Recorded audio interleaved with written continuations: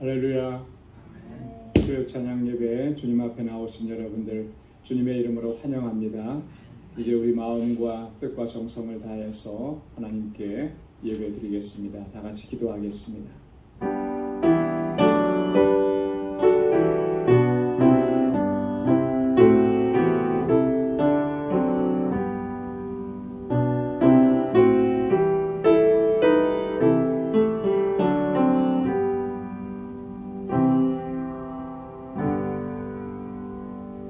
여호와를 경외하는 자 누구뇨? 그 택할 길을 저에게 가르치시리로다.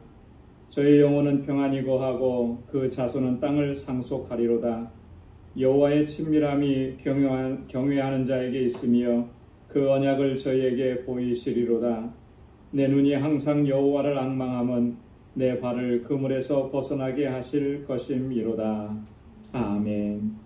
자비하시고 은혜가 풍성하신 하나님, 오늘도 주님의 거룩한 보좌 앞으로 저희들을 불러주시고 내게 은혜 베풀어 주신 그 하나님의 놀라우신 은혜의 손길과 역사를 기억하며 감사와 감격 가운데 하나님을 경배하고 찬양하고 예배케 하시니 감사합니다. 주의 보좌 앞으로 나아올 수 없는 어리석고 우둔하고 범죄한 저희의 심령입니다. 주님 앞에 먼저 우리의 허물과 죄악을 고백하오니 주의 보혈로 씻어주시고 하나님을 예배하기에 부족함 없도록 우리를 정결하게 하시며 성령으로 충만케 하여 주옵소서. 기쁨과 감격으로 주님을 예배하며 주님을 찬양하게 하옵시고 오늘도 우리의 예배를 받아주시고 예비하신 주님의 은혜와 평강으로 덧입혀 주옵소서. 이 예수님의 이름으로 기원하옵나이다. 아멘. 전능하사 천지를 만드신 하나님 아버지를 내가 믿사오며 그 외아들 우리 주 예수 그리스도를 믿사오니 이는 성령으로 잉태하사 동정녀 마리아에게 나시고 본디오 빌라도에게 고난을 받으사 십자가에 못 박혀 죽으시고 장사한 지 사흘 만에 죽은 자 가운데서 다시 살아나시며 하늘에 오르사 전능하신 하나님 우편에 앉아 계시다가 저리로서 산 자와 죽은 자를 심판하러 오시리라.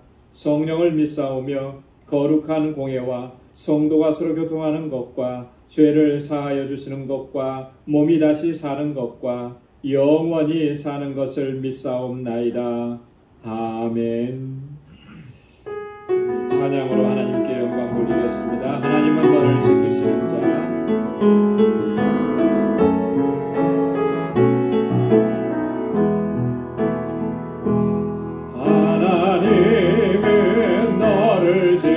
지키시는 자 너의 우편에 그를 되시니 낮에 해와 밤에 달도 너를 해치 못하리. 하나님은 너를 지키시는 자 너의 환난을 면케 하시니 그가 너를 지키시리라. 너의 출입을 지키시리라. 눈을 들어 산을 보아라. 너의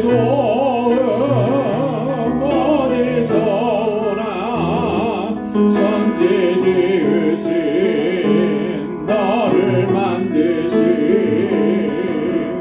여호와께로다. 하나님은 너를 지키시는 자 너의 우편에 그늘 되시니 낮에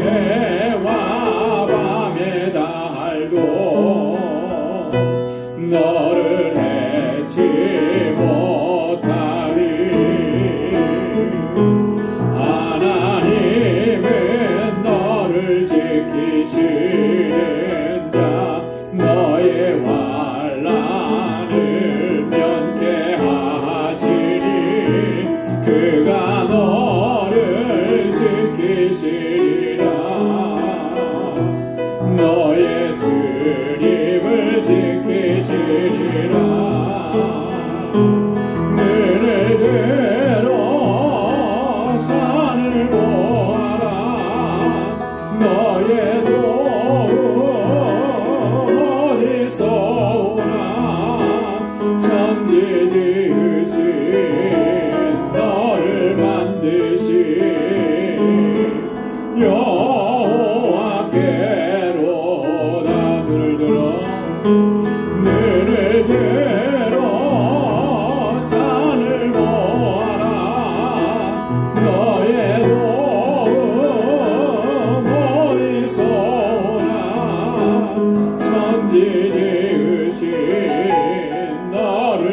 만드신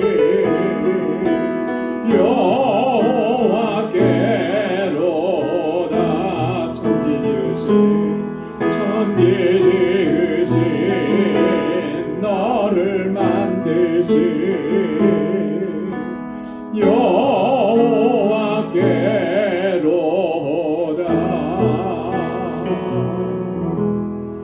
아멘.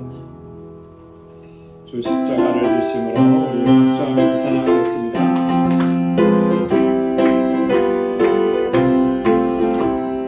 주 십자가를 지심으로 죄인을 구속하셨으니 그 피를 보고 믿는 자는 주의 진노를 면하겠네. 내가 그 피를 유월절 그 양의 피를 볼 때 내가 너를 넘어가리라. 흉악한 죄인 되스라도 예수는 능히 구원하네. 온몸을 피에 잠글 때에 주의 진노를 면하겠네. 내가 그 피를 유월절 그 양의 피를 볼 때에 내가 너를 넘어가리라. 심판할 때에 모든 백성 행한 일대로 보응받네. 죄 있는 자는 피를 믿게 주의 진노를 면하겠네. 내가 그 피를 유월절 그 양의 피를 볼 때에 내가 너를 넘어가리라. 구주의 사랑 크신 은혜 보혈의 능력 의지하세. 심판의 불이 내릴 때에 주의 진노를 면하겠네. 내가 그 피를 유월절 그 양의 피를 볼 때에 내가 너를 넘어가리라. 구주의 사랑 크신 은혜 보혈의 능력 의지하세. 심판의 불이 내릴 때에 주의 진노를 면하겠네. 내가 그 피를 유월절 그 양의 피를 볼 때에 내가 너를 넘어가리라. 아멘. 내가 깊은 곳에서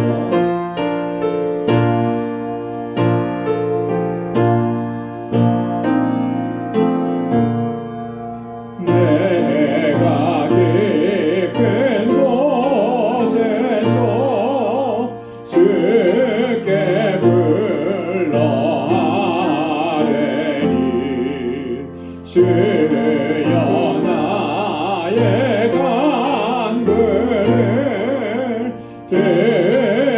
들어주심 바라고 보좌 앞에 나가니 은혜 내려주소서. 주가 죄를 살피며 내가 능히 서리로. 오직 주만 모든 죄 용서하여 주시니.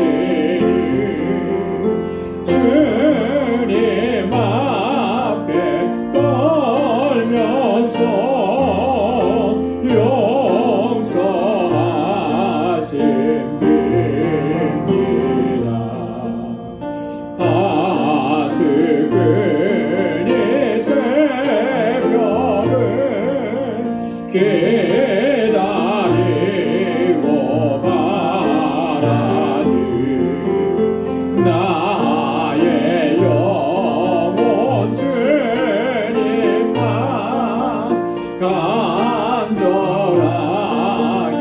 바라네 이스라엘 백성아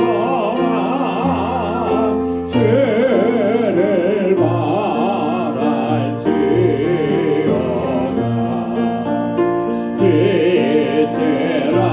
이스라엘 백성아 주만 믿고 말아라 주의 깊은 은총에 우리 구원이 있으니 변함없는 주님만 믿고 기다릴지라. 아멘. 우리 주님은 변함없으신 줄을 믿습니다.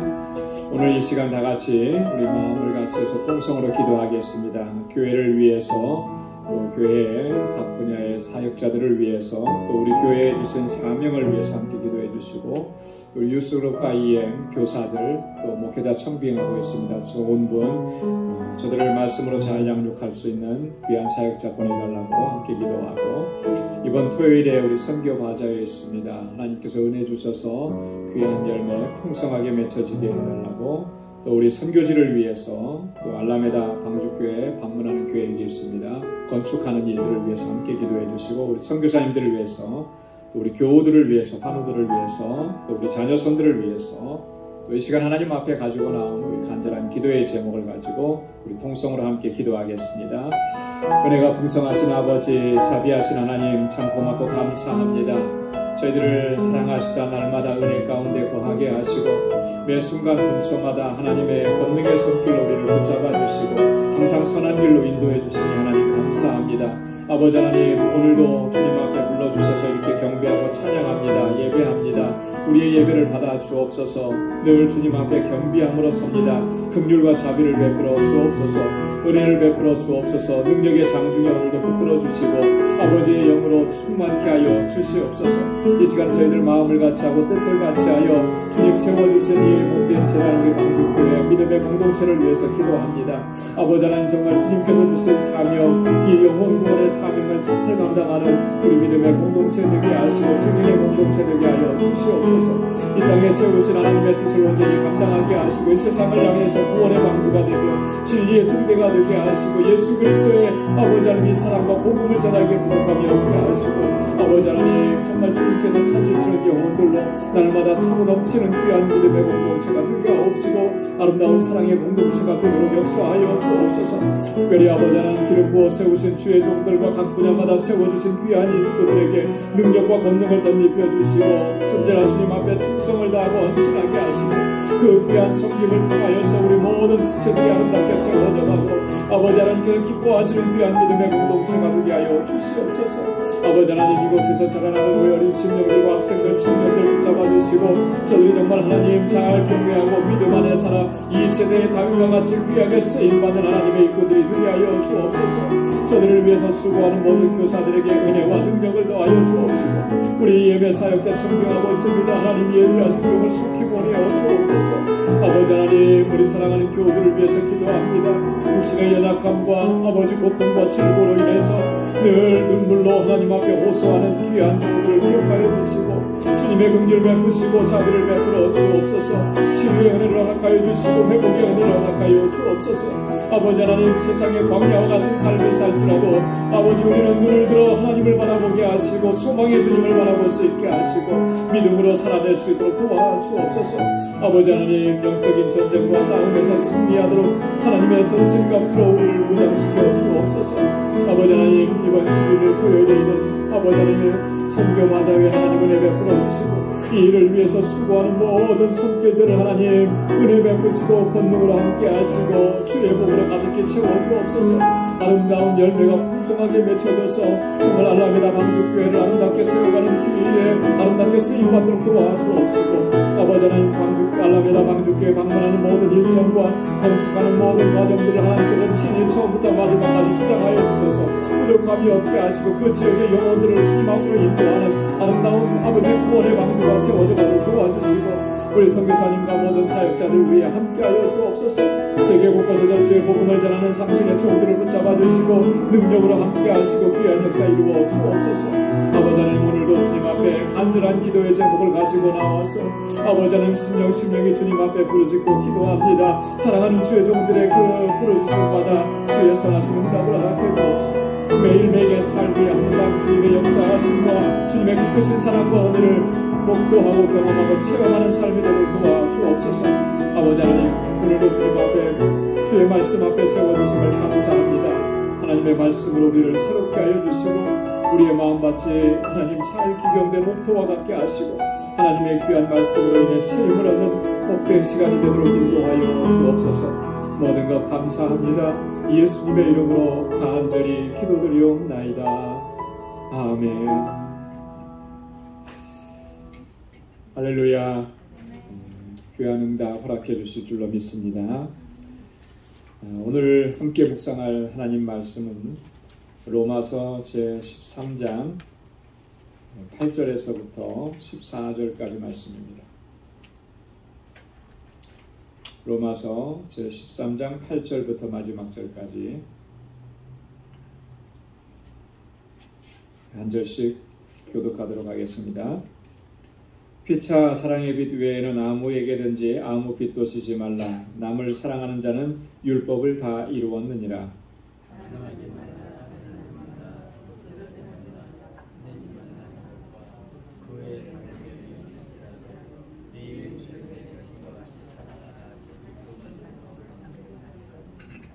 사랑은 이웃에게 악을 행치 아니하나니 그러므로 사랑은 율법의 완성이니라.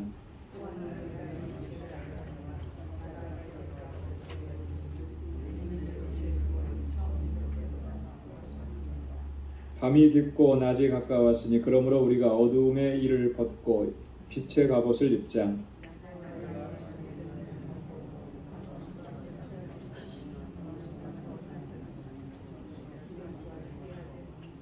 다 함께요. 오직 주 예수 그리스도로 옷 입고 정욕을 위하여 육신의 일을 동호하지 말라. 아멘. 우리 지난주에 우리 13장 전반부에 있는 말씀을 함께 나누었습니다. 지난주에 말씀의 그 주제는 권세에 복종하라 했습니다. 이 권세에 복종하라고 하는 것은 이제 우리가 살아가고 있는 삶의 정황 속에서 이 세상 권세에 복종하라라고 하는 그런 말씀이었는데요. 그래야만 하는 이유는 이 권세가 다 누구로부터 나온 거라고 했습니까? 하나님께로부터 온 것이기 때문에 그 권세를 내리신 분, 그 자리에 있게 하신 분, 비록 그가 하나님을 알지 못한다 할지라도 그를 그 자리에 세우신 분이 하나님이시라고 하는 거예요. 그래서 그는 하나님을 몰랐을지라도 하나님은 그를 통해서 하나님의 역사를 이루어 가신다라고 하는 것이죠. 그래서 구약 성경에 그런 예들이 있었음을 우리가 잘 알 수가 있습니다. 예를 들어서 고레스 왕 같은 경우가 하나님의 큰 이 유다 민족에 대한 계획 안에서 유다 민족이 포로로에서 귀환하는 그 일을 위해서 하나님께서 그를 사용하셨다라고 하는 것이죠. 그래서 이 사실이 증거하고 있는 게 뭐냐면 하나님의 주권과 하나님의 통치라고 하는 거예요. 그죠? 하나님의 주권과 하나님의 통치는 우리 믿는 자들에게만 영향력이 있는 것이 아니고 하나님께서 창조하신 이 모든 세계에 하나님의 통치가 임한다라고 하는 거예요. 그런 것을 우리가 분명하게 인식하고 인정하고 그 하나님의 주권에 온전하게 순종하는 것. 그 중에 하나가 세상 권세에 순종하고 복종하는 것. 그것이다라고 하는 것을 말씀을 나눴습니다. 오늘 8절부터 14절까지는요, 크게 두 가지 주제가 담겨져 있습니다. 첫째는 사랑은 율법의 완성이라고 하는 것, 사랑에 대해서 말씀을 하시고, 두 번째는 11절부터 14절까지 이제 자다가 깰 때가 되었다. 자다가 깰 때가 되었다. 무슨 의미겠습니까? 이 종말론적인 신앙을 가지고 주님 오시는 그날까지, 우리를 부르시는 그날까지 우리가 믿음의 정진을 해야 된다라고 하는 그런 주제예요. 자, 그러면 먼저 8절부터 10절까지에 있는 말씀을 같이 한번 보도록 하겠습니다. 사랑은 율법의 완성이다. 한번 따라서 해보시기 바랍니다. 사랑은 율법의 완성. 사랑은 율법의 완성이. 자, 8절 말씀을 우리 다시 한번 같이 읽겠습니다. 시작. 피차 사랑의 빛 외에는 아무에게든지 아무 빛도 지지 말라. 남을 사랑하는 자는 율법을 다 이루었느니라. 아멘. 사랑에 대해서 우리가 아무리 강조해도 지나치지 않습니다. 부족합니다. 우리 그리스도인들의 삶, 신앙의 믿음의 가장 핵심적인 게 뭐냐라고 하면 사랑이라고 하는 거예요. 하나님께서 우리를 사랑해 주셔서 우리가 하나님의 자녀가 되었고, 요한은 요한 1서에서 뭐라고 했냐면 하나님께서 우리를 사랑하셨기 때문에 우리가 사랑을 알게 되었다 그랬습니다. 그 사랑이 있었기 때문에 오늘 우리가 있는 것이고 우리가 영생을 누리고 하나님과 함께하는 거예요. 사랑 안에서 살아가는 것입니다. 우리 기독교의 신앙의 가장 핵심은 사랑이고 또 우리의 삶의 가장 핵심은 사랑이에요. 그래서 이 사랑을 놓쳐버리면 다 놓치는 겁니다. 다 놓치는 거예요. 그래서 우리가 함께하는 공동체 안에서 특별히 서로 사랑하는 것은 너무나 중요한 겁니다. 여러분, 이거 놓치면 우리가 서로 사랑하지 못하면 아무리 우리가 이 공동체 안에서 뭐 열심을 내고 뭐 헌신하고 수많은 시간을 들여서 봉사하고 그런 게 사실은 아무 의미가 없는 것이 되어버립니다. 여러분, 형제를 사랑하지 못하는데 그 수고와 헌신이 무슨 의미가 있고 하나님께서 그것을 얼마나 기쁘시게 받으시겠어요? 사랑이 최고인데, 최고한 법인데 그것을 놓쳐버리면은 다른 것이 무슨 의미가 있느냐는 거죠. 그래서 여러분, 우리가 정말 그 사랑 안에서 행하는 것, 이것이 가장 중요한 것임을 깨닫고 그러지 못한 우리들의 모습을 볼 때마다 우리가 참 주님 앞에 엎드릴 수밖에 없는 거예요. 그죠? 육신적인 생각으로는, 우리의 감정적인 것으로는 사랑할 수 없는 일들이 너무나 많아요. 내 능력 가지고는 그게 안 되는 것입니다. 그러나 그것을 가능하게 하는 것은 우리 주님이시죠.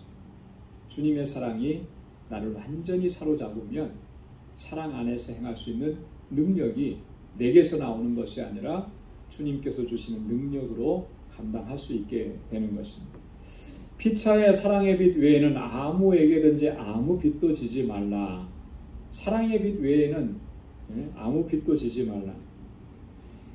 다른 사람들에게, 타인에게 사랑의 빛 말고는 다른 어떠한 부담도 남겨두지 말라라고 하는 그런 의미입니다. 주님께서 뭐라고 말씀하셨습니까? 서로 사랑하라 그러셨잖아요. 그죠? 서로 사랑하라.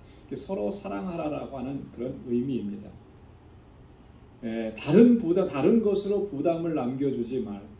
사랑의 빛만으로 그 빛만을 남겨. 이 말씀의 의미는 이런 의미를 담고 있어요. 우리가 항상 살아갈 때 사랑의 빚진 자로 살아가야 된다라고 하는 그런 의미입니다.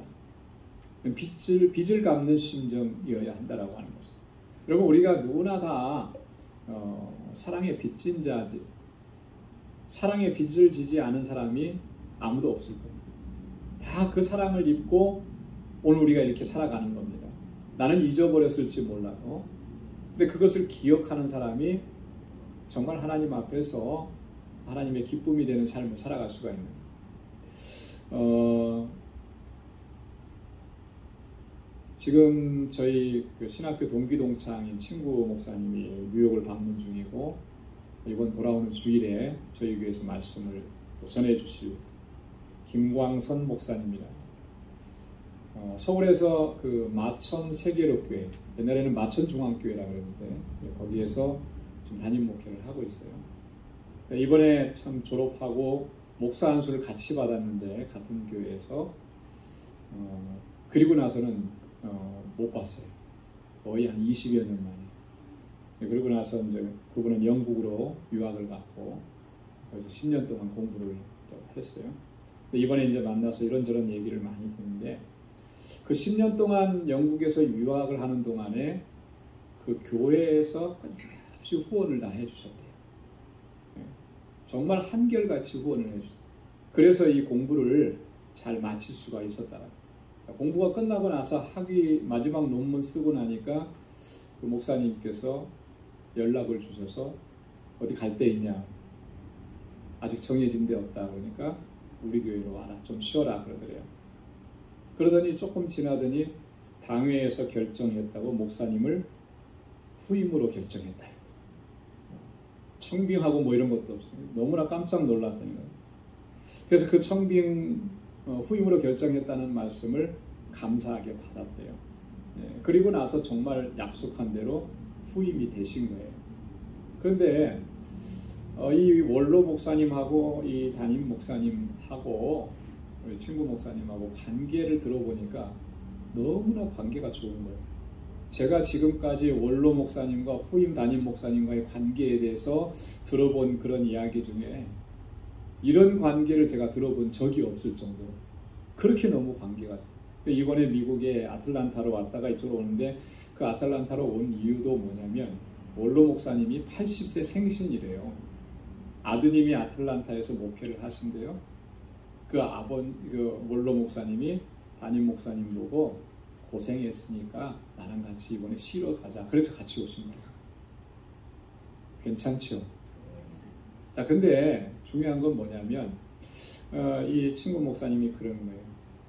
한결같이 나를 사랑해주고 지원해주고 후원해줘서 나는 빚진 자라는 거예요. 빚진 자. 교회가 물론 했지만 그 일을 다 할 수 있도록 그렇게 앞에서 이끌어주신 분은 원로 목사님이셨다라고 하는 거죠. 그래서 자기는 교회에 대해서도 잘해야 되지만 특별히 목사님에 대해서도 잘 섬겨야 된다라고. 그동안에 내가 받은 그 사랑의 빚을 이제는 정말 내가 힘을 다해서 갚아야 된다. 그게 내가 할 일이다. 그런데 놀라운 거는요. 이 담임 목사님이 하면 할수록 돌아오는 거는 더 크게 돌아온다는 거예요. 목사님 생신이어서 목사님 이번에 뭐 하나 하십시오 하고 조그마한 선물을 해서 드리면 다음에 자기 생일에는 거기다 더 보태가지고 더 많은 것으로 이렇게 해갖고 그러면 또 다음에 뭔 일이 있으면 또 거기다 더 보태가지고 옛날에 우리 동화책에 형님 아우 왜 볕단 옮겨주는 거 있잖아요. 그게 옛날 얘기인 줄만 알았는데 지금도 그 일들이 있더라고요. 그걸 제가 친구를 통해서 듣고 나서 정말 감동을 많이 받았어요. 이런 관계가 될 수 있는 거구나. 여러분 서로가 사랑의 빚진 자인 것을 인식하면 될 수 있는 거예요. 내가 사랑을 받았고 내가 은혜를 입었다고 그것을 분명하게 기억하면 그 마음이 무슨 마음이 들겠습니까? 빚진 자의 심정이 드는 거죠. 그래서 사랑으로 할 수밖에 없는 거예요.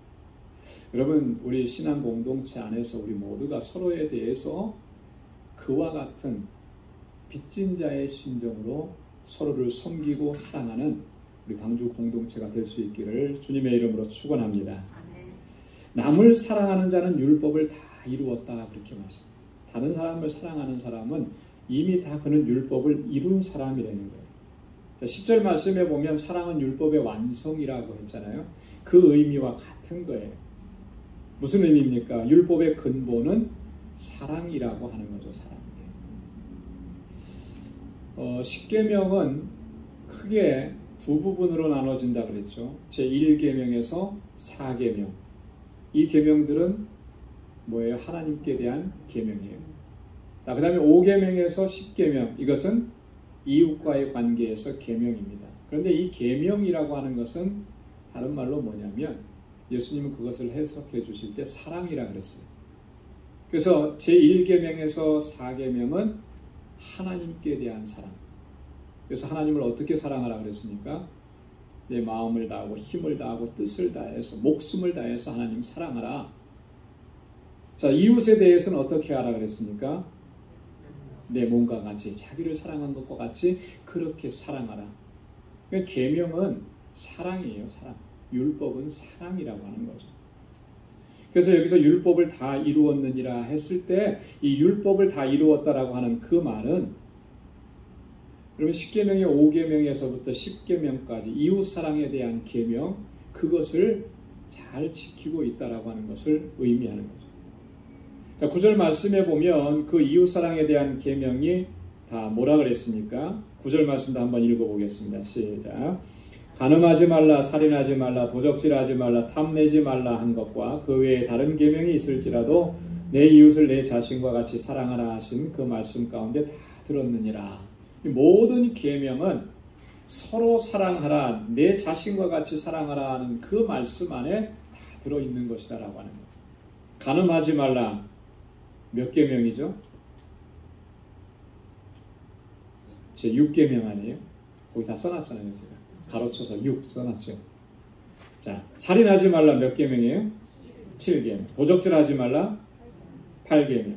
탐내지 말라 10계명. 10번째 계명. 자, 근데 이웃과의 관계에서 주신 계명은 요 4개 말고도 더 있잖아요. 그죠? 뭐가 더 있습니까? 빠진 게 뭐죠? 네, 제5계명 내 부모를 공경하라. 또 뭐가 빠졌어요? 9계명 빠졌죠. 9계명이 뭐죠? 한마디로 말하면 거짓 증거하지 말라. 내 이웃에 대하여 거짓 증거하지 말라.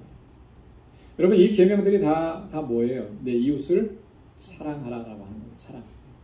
이 사랑의 또 다른 표현이 이와 같은 계명들로 주어진 것이라고 하는 것입니다. 근데 이 모든 것이 다 내 이웃을 내 자신과 같이 사랑하라고 하신 말씀 속에 포함된다라고 합니다. 레위기 19장 19절에 보면 하나님께서 이렇게 말씀하셨습니다. 원수를 갚지 말며 동포를 원망하지 말라. 이웃 사랑하기를 내 몸과 같이 하라. 나는 여호와니라. 그렇게 말씀하십니다. 이웃 사랑하기를 내 몸과 같이 하라. 여러분 이러한 진정한 사랑이 있다면 여기에 간음하지 말라, 살인하지 말라, 도적질하지 말라, 이게 자연적으로 자동적으로 지켜지는 겁니다. 그렇잖아요. 이웃을 사랑하는데 간음할 수 있어요? 이웃을 사랑하는데 살인할 수 있습니까? 이웃을 사랑하는데 내 몸과 같이 사랑하는데 이웃의 물건을 탐내거나 이웃의 가진 것을 탐내거나 그것을 도적질하거나 이웃에게 해코지하는 거짓 증거하거나 그런 거 할 수 있습니까? 할 수 없는 거예요. 그럼 이거 거꾸로 생각하면 뭐예요? 내가 이웃에 대해서 다른 사람에 대해서 해코지하는 말을 하고 안 좋은 말을 하고 요즘 시대로 말하면 악플을 달고 그래서 상처를 입히고 이게 다 뭐죠? 사랑이 없는 거예요. 사랑이 없는 거예요. 간음을 행하고 살인하고 뭐 사람을 꼭 죽여야만 살인이 아니고 요즘에는 사람을 사회적으로 활동하지 못하도록 그렇게 하는 그런 일들을 하는 거 그거 다 살인인데 왜 그런 일들을 하는 거죠? 사랑이 없으니까. 사랑으로 행하지 않으니까. 여러분 이 사실을 우리가 꼭 반드시 기억해야 합니다. 그래서 우리가 우리 공동체 안에 정말 이 사랑을 회복하고 또 서로를 섬기고 또 그렇게 하나님의 뜻을 이루어갈 수 있는 우리 모두가 될 수 있기를 소망합니다. 자, 10절에 보면은 사랑은 이웃에게 악을 행치 아니한다 했습니다. 그러므로 사랑은 율법의 완성이니라. 사랑은 이웃에게 악을 행치 않는다. 당연한 말씀인 거죠. 근데 이것은요, 사랑의 소극적인 측면을 얘기하는 거예요. 소극적으로는 상대방에게 악을 행하지 않는 거예요. 해를 입히지 않는 겁니다. 아프게 하지 않는 거예요. 고통을 주지 않는 겁니다. 그러나 사랑을 적극적인 사랑은 뭐겠습니까? 그것을 뛰어넘어서 이웃에게 선을 행하는 거죠. 이웃이 필요한 것들을 채워주고 또 유익하게 되는 그런 일들을 힘쓰고 선을 힘써서 행하는 것, 그것이 사랑의 적극적인 측면인 것입니다. 그래서 로마서 지난번에 우리가 말씀을 나눴는데 12장 17절에 보면 아무에게도 악으로 악을 갚지 말고 모든 사람 앞에서 무엇을 도모하라고요? 선한 일을 도모하라. 선한 일을 도모하라. 이건 사랑의 적극적인 측면입니다. 내가 상대방에게 잘못된 일, 상대방이 가슴 아픈 일 안 하는 것만이 사랑이 아니고 거기에 머물러 있어서는 안 된다라고 하는 거예요. 우리는 그것을 뛰어넘어서 어떻게 해요? 나와 함께하는 형제와 자매와 이웃에 유익을 끼칠 수 있는 것이 무엇인지 적극적으로 그 선을 행하고 돌아보는 것, 그것이 바로 사랑이라고 합니다. 로마서 12장 20절에서는 바울은 또 그렇게 권고했습니다. 원수까지라도 사랑하라. 원수에게라도 선을 행하라. 내 원수가 줄이거든 어떻게 하라고요? 먹이고 목마르거든 마시오라. 사실 이 부분이 굉장히 도전적인 그런 부분입니다. 우리에게. 이게 우리에게는 너무나 쉽지 않은 일이고 이게 참 너무나 힘든 일인 거 우리가 다 똑같이 이렇게 느끼는 거예요. 근데 주님께서는 바울을 통해서 이렇게까지 말씀을 하신 거예요. 여러분 그렇다면 이게 주님의 말씀이라면 여러분 이 말씀은요. 나는 못합니다. 나는 도저히 다른 건 다 하겠는데 그것만은 못하겠습니다. 이렇게 할 수 없는 부분인 거예요. 그러니까 이건 너희가 이렇게 못하니까 그냥 이건 남겨둬라. 주님께서 그런 의미로 이렇게 말씀을 주셨겠는가? 결코 그것은 아닐 거라는 거죠. 이 부분은 우리가 정말 평생을 두고 정말 주님 앞에 몸부림치면서 싸워야 되는 그런 부분인 거예요. 내가 이 육신을 가지고는 이 어떤 내 감정적인 것을 가지고는 그것을 감당할 수 없지만 주님께서 말씀하신 건데 여러분 주님께서 말씀하신 건데 나에게 그것이 괴로움이 되지 않고 고통이 되지 않는다면 내가 그렇게 못하니까 그러면요 우리는 계속해서 실패할 수밖에 없어요. 주님 앞에 끝까지 주님의 도우심을 구하면서 간구해야 되고 부르짖어야 되고 몸부림쳐야 되는 것입니다. 그럴 때 분명코 주님께서는 우리에게 힘을 주시고 능력을 주셔서 감당할 수 있는 은혜 또한 허락해 주실 줄로 믿습니다. 우리 그 한국 기독교 역사 중에 사랑의 원자탄이라고 불렸던 목사님 계신 거 아시죠? 손양원 목사님. 자기 아들을 죽인 원수를 양자로 삼으신 분이에요. 저는요, 손양원 목사님에 대해서 영화도 봤고 다 봤지만 정말 자세히는 모르겠어요. 인간 손양원 목사님에 대해서는. 근데 그것이 단번에 그렇게 되지는 않았을 것이라는 생각을 해요. 내 아들을 죽였지만 저가 불쌍하니까 양자로 삼아야지. 이게 금방 되지는 않았을 거예요. 그죠? 그 문제를 가지고 평생을 오랜 기간 동안을 아마 그와 비슷한 문제로 계속 싸워오셨겠죠. 주님 앞에 매달렸겠죠. 하나님께서 그래서 은혜 주셨고 능력 주셨고 감당하게 하신 거죠. 그랬으니까 그 원수도 아들로 삼을 수가 있었다. 여러분 우리는요 어떤 신앙의 위인들이 대단한 일을 한 걸 보고 그 사람은 특별한 사람이고 정말 하나님께서 특별한 은총을 주셔서 기적과 같이 그런 일들을 하게 하셨다라고 생각을 할지 모르지만 결국 그런 일들은 거의 없어요. 그런 일을 위해서 끊임없이 몸부림친 거죠. 끊임없이 기도한 거죠. 하나님의 도우심을 구한 거죠. 그래서 하나님의 은혜를 입은 거예요. 저와 여러분들도 또 그렇게 하나님 앞에 서고 은혜를 덧입고 주님의 주시는 능력으로 또 주신 사명 잘 감당할 수 있기를 소망합니다. 사랑은 율법의 완성이라 그랬는데 이 완성이라고 하는 말은요 원래 헬라어로 충만함이라고 하는 뜻을 가지고 있습니다. 가득 차 있다라고 하는 거예요. 로마서 15장 29절에 내가 너희에게 나아갈 때 그리스도의 충만한 축복을 가지고 갈 줄을 아노라 했는데요. 여기서 말한 이 충만한 축복과 같은 의미라고 하는 거죠. 뭘 의미하는 것이겠습니까? 사랑. 뭘 의미하는 것이겠습니까? 사랑은 율법의 완성이라고 했는데 그 율법의 핵심이 사랑이라는 것이고요. 그 사랑은 완전하고 충만하다라고 하는 것을 강조해 줍니다.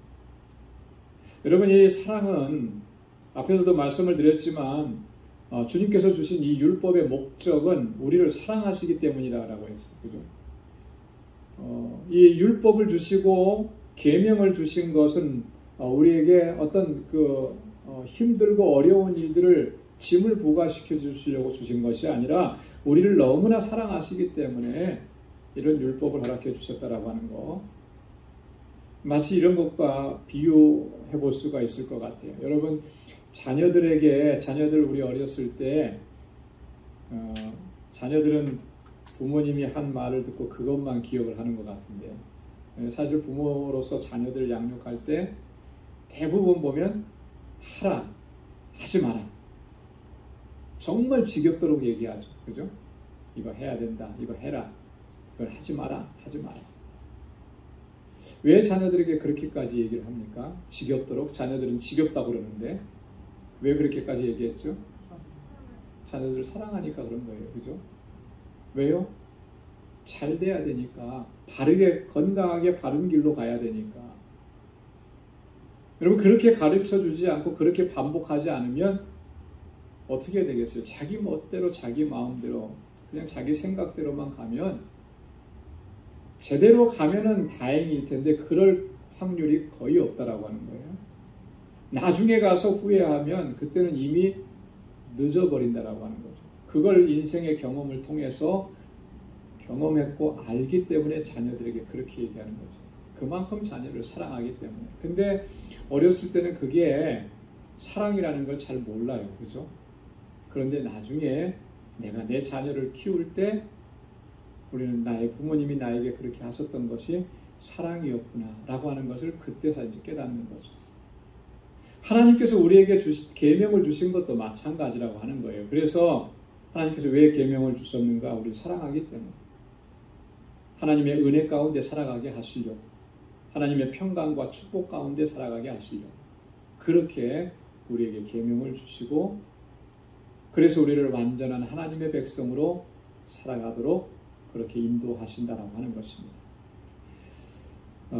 그리고 자, 오늘 두 번째 단락은 11절부터 14절까지인데요. 자다가 깰 때가 벌써 되었다. 종말론적인 신앙의 자세를 촉구하는 바울의 권고입니다. 우리가 살아가는 이 시대를 종말의 때라 이렇게 흔히들 얘기하고 또 말세지말이라 종말 중에 종말이다 그렇게 이야기를 합니다.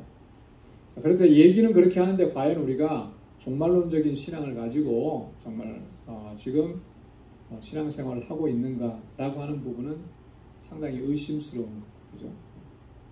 오늘 이 본문의 말씀은 우리에게 정말 경성하도록 주시는 말씀입니다. 우리 기독교 역사에서 보면 성 어거스틴이 바로 이 구절에 있는 이 말씀을 통해서 그가 지금까지 방탕했던 그의 삶을 되돌아보고 회심하고 주님 앞으로 돌아온 그런 역사가 있는 그런 본문의 말씀이라고 알려져 있습니다. 이제는 자다가 깰 때가 되었다. 더 이상 잠들어 있어서는 안 된다라고. 11절에 보면 이제 우리의 구원이 처음 믿을 때보다 가까웠음이니라 이렇게 말씀합니다. 10절 말씀, 11절 말씀 우리 한번 같이 읽어보겠습니다. 다 같이요. 시작. 또한 너희가 이 시기를 알거니와 자다가 깰 때가 벌써 되었으니 이는 이제 우리의 구원이 처음 믿을 때보다 가까웠음이니라. 아멘. 이 시기를 우리가 잘 알아야 된다. 이 시기, 오늘 내가 지금 살아가고 있는 현재 이 시점에 이 시기가 어떤 시기냐. 자다가 깰 때라. 자다가 깰 때라. 이것을 바로 알아야 된다. 우리의 구원이 가까워진 때라고 하는 거예요. 우리의 구원이 가까워진 때. 여러분, 이 구원이 가까워졌다라고 하는 말은 무슨 의미겠습니까? 이미 우리가 구원을 받았는데, 그죠? 예수 그리스도를 구주로 영접한, 내가 구원받았는데 또 구원이 가까웠다. 이 구원이 가까웠다라고 하는 말은 무엇을 의미하는 것이겠습니까? 구원의 완성이 가까웠다라고 하는 구원의. 여러분, 이 구원론에서 우리가 구원에 대해서 이렇게 구원의 어떤 과정 이런 것들을 말씀을 시간적인 배경으로 말씀을 드릴 때 그렇게 설명을 드린 적이 있습니다. 과거적 구원은 칭의라 그랬어요. 의롭다 하심은 이미 우리가 구원 받은 거예요. 그렇죠? 현재적 구원은 뭐라고 했습니까? 성화라 그랬습니다. 성화. 거룩해져 가는 거예요. 지금 우리가 다 거룩해져 가는 과정 중에 있어요. 그 다음에 미래적 구원이 있습니다. 그 미래적 구원은 뭐냐면 영화라고 하는 거예요. 그 미래적 구원이라는 말은 그 미래적이라고 하는 말 속에 이미 담겨져 있죠. 아직 오지 않은 구원을 얘기하는 거예요. 그게 영화라고 하는 거예요. 그 다른 말로 얘기하면 구원의 완성을 얘기하는 거예요. 어느 목사님께서 책을 쓰셨는데 그런 제목으로 썼습니다. 구원의 즉각성과 점진성. 이게 무슨 의미일까요? 구원의 즉각성. 내가 예수 믿고 그 믿음으로 신앙 고백을 하면 이미 우리는 구원을 얻은 거예요. 그것은 일회적인, 단회적인 사건인 것입니다. 그건 구원의 즉각성이에요. 즉각적으로 구원 얻는 것이지 두고 봐서 구원을 허락해 주시고 이런 게 아니거든요. 점진성은 뭐예요? 점진성은 점점 나아간다라고 하는 거 아니겠어요? 그것은 바로 구원의 완성을 향해서 나아가는 것을 성화의 과정과 마지막 영화의 과정을 이야기하는 것입니다. 자, 그 시기가 이제는 어떻게 됐다는 거예요? 가까워왔다라고. 여러분, 구원이 완성될 때가 가까워왔다, 구원의 완성이 가까워왔다라고 하는 말은 다른 말로 얘기하면 이제는 주님의 심판이 가까워왔다, 종말이 가까워왔다라고. 그 종말은 내 개인의 종말일 수도 있고 우주적인 종말일 수도 있고 그날이 지금 가까워왔다라고 하는 거예요. 주님의 재림의 시기가 임박했다라고 하는 그런 의미. 여러분, 주님께서 재림하시면 어떤 현상이 일어납니까? 세상을 심판하시는 거죠. 심판. 그럼 이 세상은 그 심판대에 놓여서 멸망을 당하게 되는 거예요. 그러나 믿는 자들은 구원에 이르게 되는 거예요. 영화에 이르게 되는 거예요. 그날이 가까웠다. 그러니 이제는 자다가 깰 때라, 더 이상 잠들어 있어서는 안 된다라고 하는 거예요. 그 12절에 보면 어둠의 일을 벗고 이제 빛의 갑옷을 입자 그랬습니다. 한번 따라서 해보시기 바랍니다. 어둠의 일을 벗고 빛의 갑옷을 입자. 구원이 가까웠음을 인식하고 있다면 우리의 삶은 어떠해야 되느냐, 이렇게 말씀한 거예요. 밤이 깊고 낮이 가까웠으니 그러므로 우리가 어둠의 일을 벗고 빛의 갑옷을 입자. 어둠의 일이라고 하는 것이 어떤 일이겠습니까? 우리 13절에서 그렇게 얘기했습니다. 방탕과 술 취하지 말며 음란과 호색하지 말며 쟁투와 시기하지 말고. 여러분, 이런 일들이 있는 것은 다 어둠에 속한 것들입니다. 여전히 내가 만약에 이 안에 있다면 나는 지금 영적으로 잠들어 있는 거예요. 영적으로 잠들어 있는 거예요. 어둠 가운데 있는 것입니다. 14절에도 보면은 바울이 뭐라고 권고하냐면 정욕을 위하여 육신의 일을 도모하지 말라. 정욕적으로 살아가고 육신의 일을 도모하면서 살아가고 있다면 여전히 나는 어두움 가운데 있고 잠자고 있는 겁니다. 내 영이 잠들어 있는 거예요. 그런 상태에서 주님께서 오시는 그날을 맞이하게 되면 어떻게 되겠습니까? 그날이 정말 기쁨의 날이고 감격의 날이고 영광의 날이 될 수 있겠느냐? 그럴 수가 없는 거라. 내가 지금 어떤 상태인지를, 영적으로 어떤 상태에 있는지를 늘 살펴야 하는 것입니다. 그래서 잠들어 있지 아니하고 늘 깨어 있어야 됩니다. 내가 방탕하고 술 취하고 음란하고 호색하고 세상 가운데 살면서 세상의 즐거움에 취해 있고 주님보다 세상을 더 사랑하고 주님이냐 세상이냐 이 두 가지가 함께 이렇게 있었을 때 그 갈등을 하다가 주님께로 나아오지 아니하고 세상의 즐거움을 쫓아간다면 그 영적인 심령의 상태는 잠들어 있는 것이에요. 아주 심각한 상태에 있다라고 하는 것을 보여주는 것입니다. 그런 상태로 주님을 맞이할 수는 없다라고. 마치 그런 상태는 등은 준비했지만 기름을 준비하지 않은 어리석은 다섯 처녀와 같은 거예요. 신랑이 왔는데 같이 있을 수가 없는 거죠. 기름이 없으니까. 구하러 갔지만 다시 들어갈 수가 없는 거예요. 이미 문은 닫혀져 버렸기 때문에. 여러분, 주님께서 말씀하신 이 교훈들은 우리가 소홀히 여겨서는 안 되는 것입니다. 오늘 바울을 통해서도 우리를 깨어 있으라고 하시는 이 말씀은 우리가 정말로 이 가슴에 새기고 이 말씀을 기억하고 오늘 우리의 믿음의 길을 그렇게 걸어가야 하는 것입니다. 빛의 갑옷을 입자. 빛의 갑옷을. 이 빛의 갑옷을 입는다라고 하는 것은 14절에 바울이 그렇게 또 설명을 했습니다. 구체적으로 오직 예수 그리스도로 옷 입는 것을 의미해요. 그리스도로 옷 입는다. 이게 그러면 어떤 것을 의미하고 있는 것일까? 그리스도로 옷 입는다. 여러분, 그리스도께서 우리에게 입혀주시는 옷은 의의 옷이고 또 그 옷은 거룩한 옷입니다. 그리스도께서 입혀주시는 그 옷은 그리스도의 성품으로 우리를 덮어주시는 거예요. 그래서 우리가 그리스도로 옷 입었다라고 하는 것은 그리스도의 성품을 입고서 거룩하게 살아간다라고 하는 그런 의미입니다. 주님의 성품은 주님께서도 말씀하신 것처럼 나는 마음이 온유하고 겸손하니 긍휼히 여기고 불쌍히 여기고 아버지 하나님께 대해서는 언제나 순종하시고 한 영혼 한 영혼을 구원하기 위해서 주님께서는 자신의 삶을 자신의 목숨을 대속물로 내어주시는 그리고 사랑으로 모든 것을 품어주시고 기다려주시는 주님의 마음, 주님의 성품이에요. 그 주님의 성품으로 덧입는 것, 그것이 바로 그리스도로 옷 입는 것. 자, 그래서 그 의의 옷을 입고 거룩한 옷을 입으면 어떻게 되겠습니까? 누가 보이는 것이겠습니까?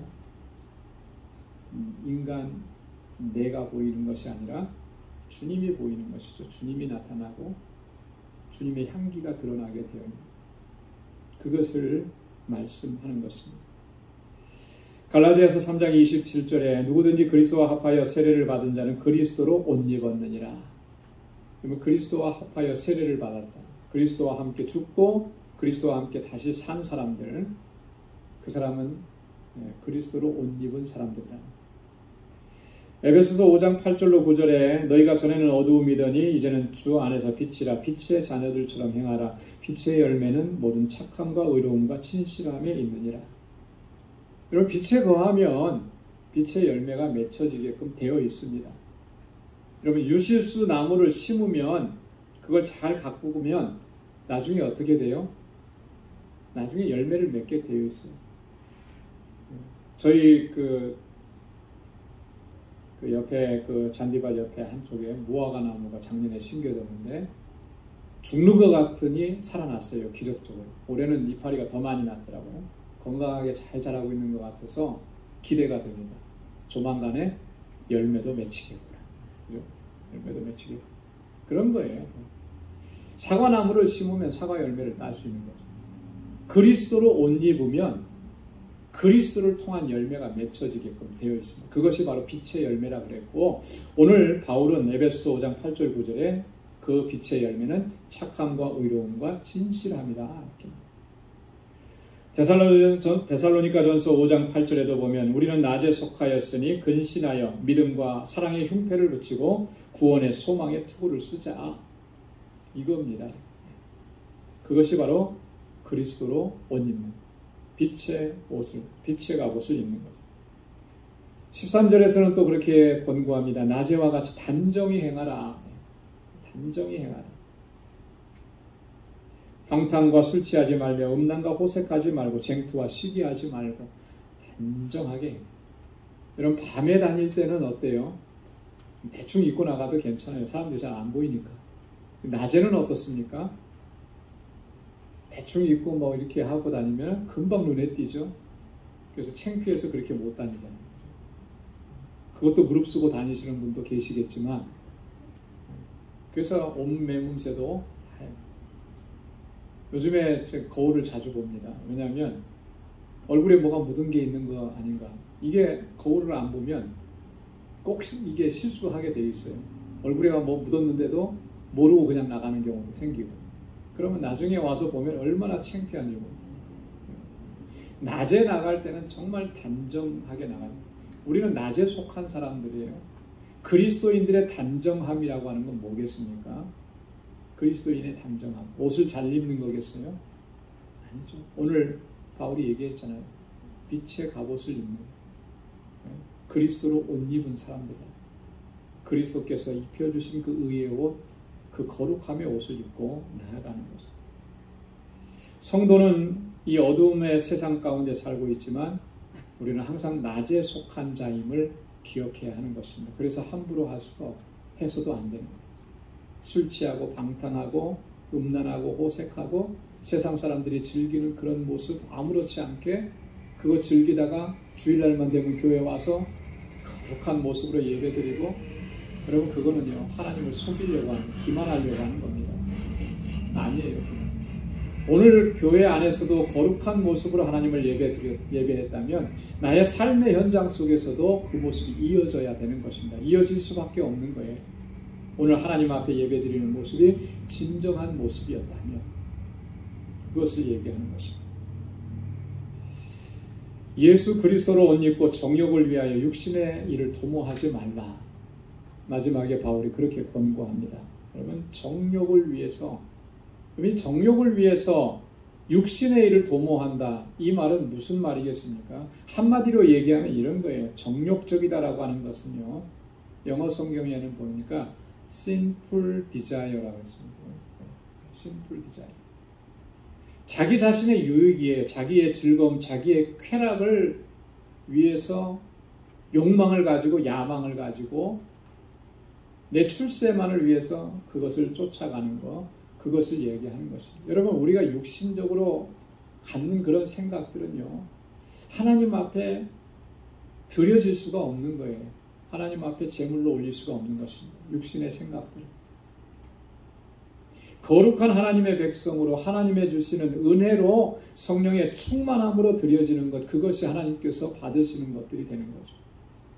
그러니까 정욕적으로 살아가는 그 삶은요 결코 하나님께 온전한 제물로 드릴 수가 없는 거예요. 그래서 우리가 정말 내가 무슨 일을 하든지 이것이 정말 나의 야망과 나의 꿈, 이것이 그 속에 들어가 있는지 아니면 정말로 하나님의 영광을 위한 것인지 늘 살펴야 하는 것입니다.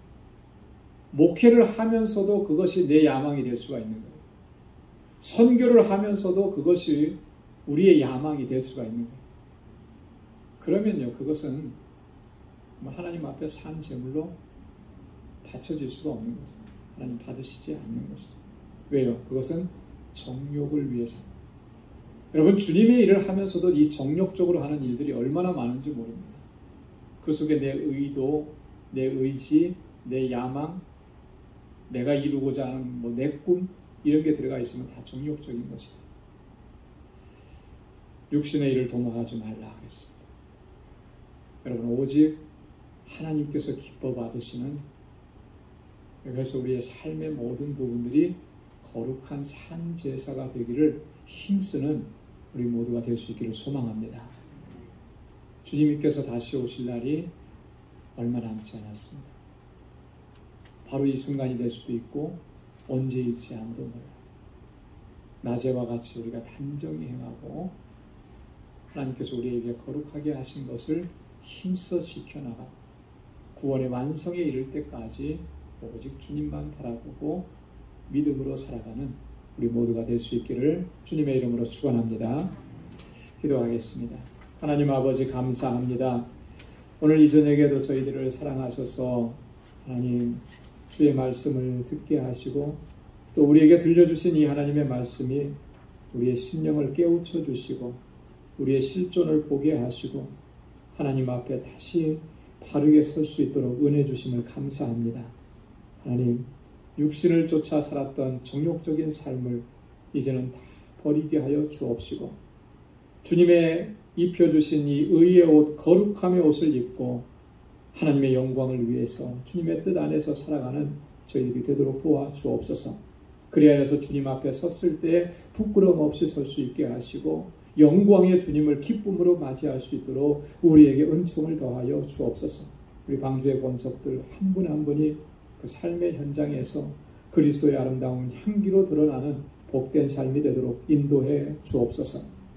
이제는 우리 주 예수 그리스도의 무한하신 은혜와 하나님 아버지의 크고 놀라우신 사랑과 성령의 위로 교통 충만하심의 역사가 거룩한 하나님의 백성답게 살아가기로 결단하는 주의 모든 자녀들과 또 저들의 가정과 직장과 생업의 터전과 학업 위에 이제로부터 영원까지 함께 하시기를 간절히 축원하옵나이다.